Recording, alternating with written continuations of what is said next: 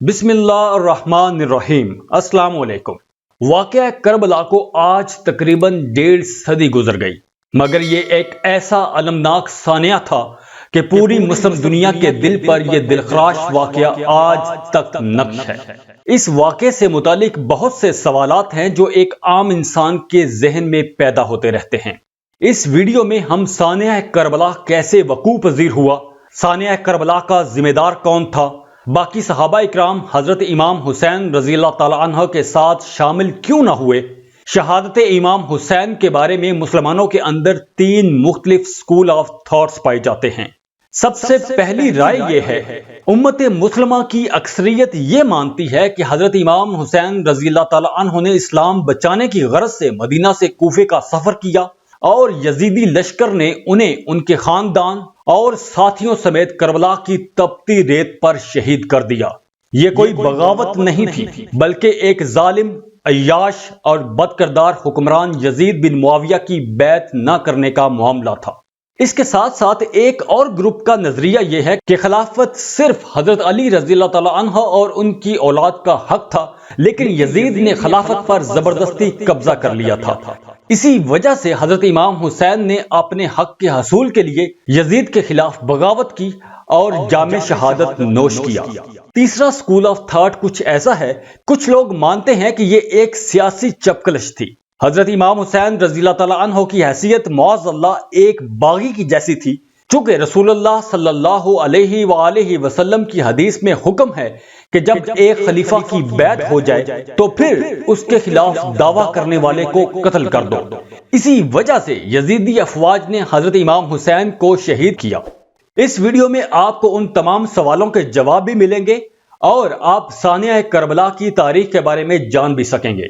آگے بڑھنے سے پہلے ویڈیو کو لائک کر لیں، انفو چنکس کو سبسکرائب کر لیں اور بیل آئیکن پر لازمی کلک کیجیے گا۔ حضرت علی کرم اللہ وجہہ اور حضرت امام حسن شہید کر دیے گئے تھے۔ یزید خلیفہ بن کر اقتدار پر قابض ہو چکا تھا اور یزید کے اقتدار کو سب سے بڑا خطرہ نواسہ رسول حضرت امام حسین سے تھا۔ یزید یہ سمجھ رہا تھا کہ والد اور بھائی کی شہادت کے بعد حضرت امام حسین کمزور ہو چکے ہیں، تو یزید نے اپنی طاقت کو مزید بڑھانے اور حکومت کو مکمل طور پر اپنے اختیار میں لینے کے لیے حضرت امام حسین کو راستے سے ہٹانے کا منصوبہ تیار کیا۔ لیکن شاید اسے یہ معلوم نہیں تھا کہ سردار جنت کے لیے دنیاوی خلافت کی کوئی حیثیت نہیں تھی۔ یزید نے جب اپنی خلافت کا اعلان کر دیا تو اس نے حضرت امام حسین سے بھی اپنے ہاتھ پر بیعت کرنے کا مطالبہ کر دیا، لیکن حضرت امام حسین رضی اللہ تعالی عنہ نے کسی کی بھی پرواہ کیے بغیر اس بات کا سرعام اعلان کر دیا کہ یزید خلافت کا اہل نہیں ہے، اسی لیے اسے خلیفۃ المسلمین نہیں بنایا جا سکتا۔ ادھر یزید کو جب اس بات کا پتہ چلا تو اس نے والی مدینہ ولید بن عتبہ کو خط لکھا، اے ولید، امام حسین کو میری بیعت کرنے پر مجبور کرو اور اس معاملے میں حسین ابن علی کو کسی قسم کی رعایت نہ دینا۔ ولید کے پاس جب یہ خط پہنچا تو وہ پریشان ہو گیا کہ وہ یزید کے اس حکم کی تعمیل کس طرح کرے۔ چنانچہ اس نے سابق والی مدینہ مروان بن حکم کو مشورے کے لیے بلایا۔ اس نے کہا کہ اگر امام حسین یزید کے ہاتھ پر بیعت کر لے تو ٹھیک، ورنہ ان کو یہیں پر شہید کر دیا جائے۔ لیکن ولید ایک عافیت پسند شخص تھا۔ اس نے مروان کی بات کی پرواہ کیے بغیر امام حسین کے لیے راستہ کھول دیا اور وہ واپس چل پڑے۔ مروان کو جب پتہ چلا کہ امام مکہ کے لیے روانہ ہو چکے ہیں تو اس نے ولید کو لعنت ملامت کی کہ تم نے موقع ضائع کر دیا ہے، مگر ولید نے کہا کہ اللہ کی قسم، میں امام حسین کو شہید کرنے سے ڈرتا ہوں۔ جو امام حسین کا خون بہائے گا وہ قیامت کے دن نجات نہیں پا سکے گا۔ ادھر امام حسین اپنے اہل و عیال کو لے کر مکہ مکرمہ پہنچ گئے۔ اہل کوفہ کو جب اس بات کا پتہ چلا کہ امام حسین نے یزید کی بیعت کرنے سے انکار کر دیا ہے تو کچھ لوگ سلیمان بن سراد خزائی کے مکان پر جمع ہوئے اور انہوں نے حضرت امام حسین کے نام ایک خط لکھا کہ ہم بھی یزید کے ہاتھ پر بیعت کرنے کے لیے تیار نہیں ہیں، آپ فوراً کوفہ تشریف لے آئیے، ہم سب آپ کے ہاتھ پر بیعت کر لیں گے۔ 2 دن بعد ان لوگوں نے ایک اور خط حضرت امام حسین کے نام لکھا اور اسی طرح کے سینکڑوں خطوط کوفے سے حضرت امام حسین کو بھیجے جانے لگے۔ ان خطوط میں یزید کی شکایات اور اس کے خلاف اپنے تعاون اور حضرت امام حسین کے ہاتھ پر بیعت کرنے کا یقین دلایا گیا۔ کچھ وفود بھی حضرت امام حسین کی خدمت میں بھیجے گئے تھے۔ کوفہ والوں کے بے حد اصرار پر حالات کا جائزہ لینے کے لیے حضرت امام حسین نے اپنے چچیرے بھائی مسلم بن عقیل کو کوفہ روانہ کر دیا اور ان کے ہاتھ یہ خط لکھ کر اہل کوفہ کی طرف بھیجا کہ میں اپنی جگہ اپنے چچا زاد بھائی مسلم بن عقیل کو بھیج رہا ہوں تاکہ یہ وہاں کے حالات کا جائزہ لے کر مجھے ان کی اطلاع دیں۔ اگر حالات درست ہوئے تو میں فوراً کوفہ پہنچ جاؤں گا۔ مسلم بن عقیل کوفہ پہنچ چکے تھے۔ چند دن کوفہ میں گزارے تو انہیں اندازہ ہوا کہ یہ لوگ واقعتاً یزید کی بیعت سے متنفر ہیں اور حضرت امام حسین رضی اللہ تعالیٰ عنہ کی بیعت کرنے کے لیے بے چین ہیں۔ چنانچہ مسلم بن عقیل نے کچھ ہی دنوں میں اہل کوفہ سے 18,000 مسلمانوں کی امام حسین کے لیے بیعت کر لی اور امام حسین کو کوفہ آنے کی دعوت دے دی۔ ادھر مکہ میں جب لوگوں میں یہ خبر مشہور ہوئی کہ امام حسین نے کوفہ جانے کا ارادہ کر لیا ہے تو ہر کسی نے آپ کو کوفہ جانے سے منع کیا، لیکن امام حسین نے فیصلہ کر لیا تھا۔ آپ 8 یا 9 ذی الحجہ کو مکہ مکرمہ سے کوفہ کے لیے روانہ ہو گئے۔ کوفہ میں جب ابن زیاد کو آپ کی آمد کی اطلاع ملی تو اس نے مقابلے کے لیے پہلے ہی اپنا ایک سپاہی قادسیہ کی طرف روانہ کر دیا۔ امام حسین جب مقام زیالہ پر پہنچے تو آپ کو یہ المناک خبر پہنچی کہ آپ کے رضائی اور چچا زاد دونوں بھائیوں کو اہل کوفہ نے قتل کر دیا ہے۔ اب آپ نے اپنے تمام ساتھیوں کو ایک جگہ جمع کر کے ان سے فرمایا، اہل کوفہ نے ہمیں دھوکہ دیا ہے اور ہماری بیعت کرنے والے ہم سے پھر گئے ہیں۔ امام حسین اور ان کے ساتھی ابھی راستے میں ہی چل رہے تھے کہ دوپہر کے وقت دور سے کچھ چیزیں حرکت کرتی نظر آئیں۔ غور کرنے پر معلوم ہوا کہ گھڑ سوار ہیں، اس لیے امام حسین اور آپ کے ساتھیوں نے ایک پہاڑی کے قریب پہنچ کر محاذ جنگ بنا لیا۔ ابھی یہ حضرات محاذ کی تیاری میں مصروف ہی تھے کہ 1000 گھڑ سواروں کی فوج حر بن یزید کی قیادت میں مقابلہ پر آ گئی اور ان سے مقابلہ کرنے کے لیے آ کر پڑاؤ ڈال دیا۔ حر بن یزید 1000 گھڑ سواروں کی فوج لے کر قادسیہ پہنچا تھا۔ امام حسین نے حر بن یزید سے فرمایا، تمہارا کیا ارادہ ہے؟ حر نے کہا، ہمارا ارادہ یہ ہے کہ ہم آپ کو ابن زیاد کے پاس پہنچا دیں۔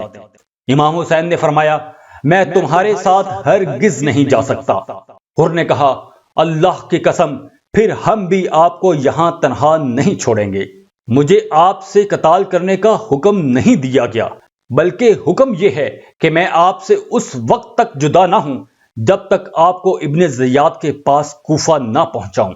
اس لیے آپ کوئی ایسا راستہ اختیار کریں کہ جو نہ کوفہ کو جاتا ہو اور نہ مدینہ کو، یہاں تک کہ میں ابن زیاد کو خط لکھوں اور آپ بھی یزید یا ابن زیاد کو خط لکھیں، شاید اللہ تعالیٰ میرے لیے کوئی مخلص پیدا کر دے اور میں آپ کے ساتھ مقابلہ کرنے سے کسی طرح سے بچ جاؤں۔ امام حسین نے عزیب اور قادسیہ کے راستہ سے بائیں جانب چلنا شروع کر دیا اور حر بن یزید بھی اپنے لشکر سمیت ان کے ساتھ ساتھ چلتا رہا۔ جب امام حسین مقام نینوا پر پہنچے تو ایک گھڑ سوار کوفہ سے آتا ہوا نظر آیا۔ یہ سب اس کی آمد پر اپنی اپنی سواریوں سے نیچے اتر گئے۔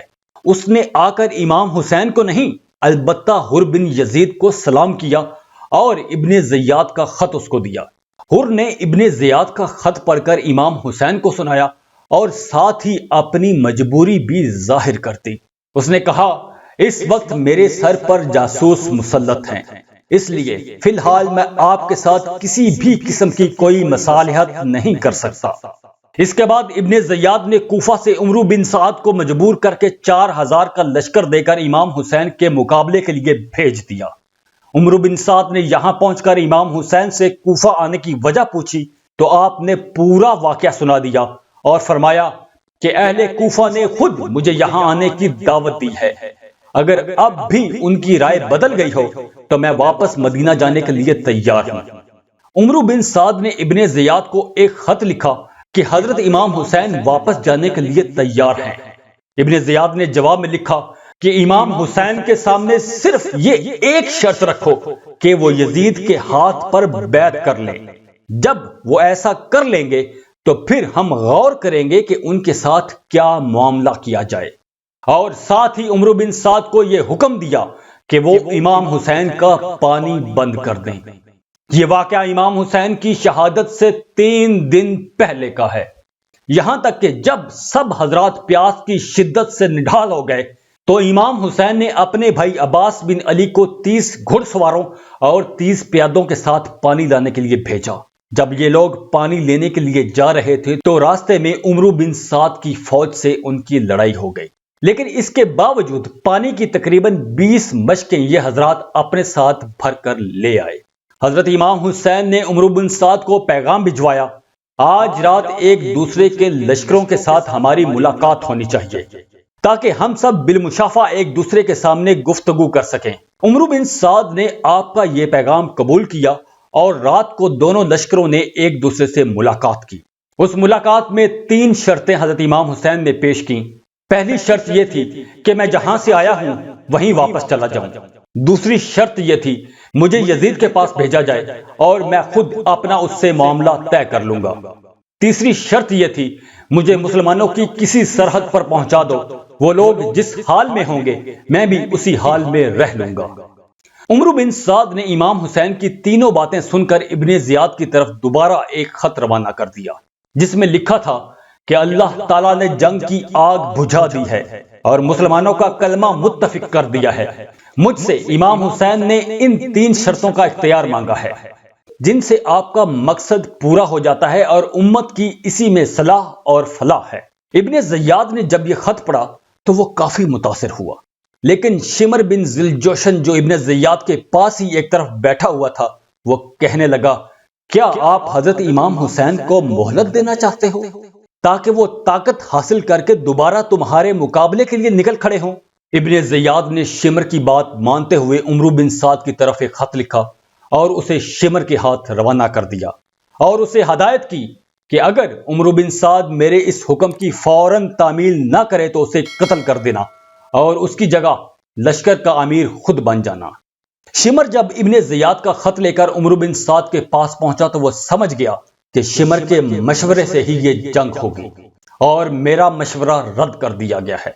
اسی لیے عمرو نے شمر سے کہا، تو نے بڑا ظلم کیا ہے کہ مسلمانوں کا کلمہ متفق ہو رہا تھا اور تو نے اس کو ختم کر کے قتل و قتال کا بازار گرم کر دیا ہے۔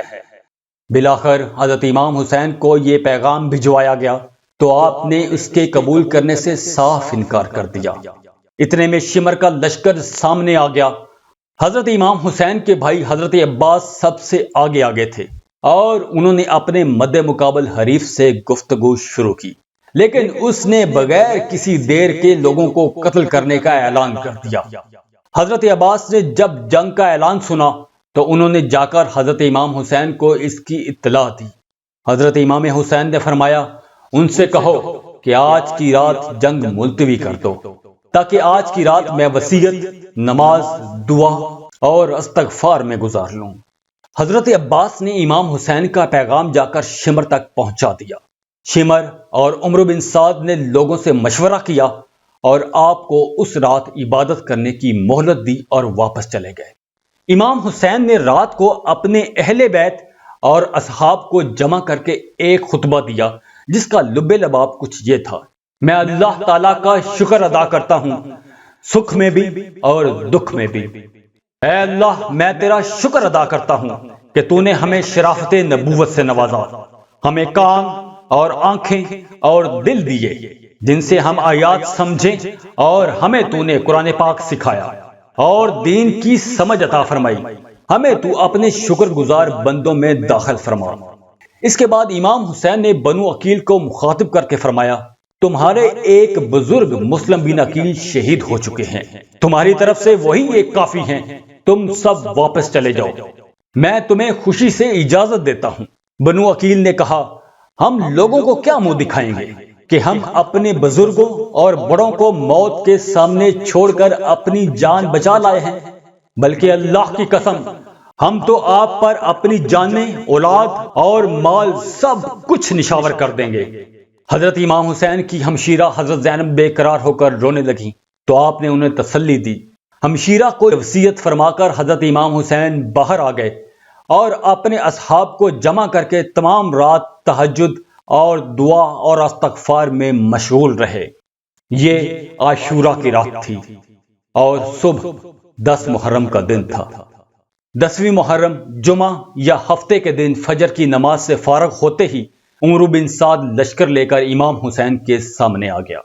اس وقت امام حسین کے ساتھ کل 72 اصحاب تھے، جن میں سے 32 گھڑ سوار اور 40 پیادہ تھے۔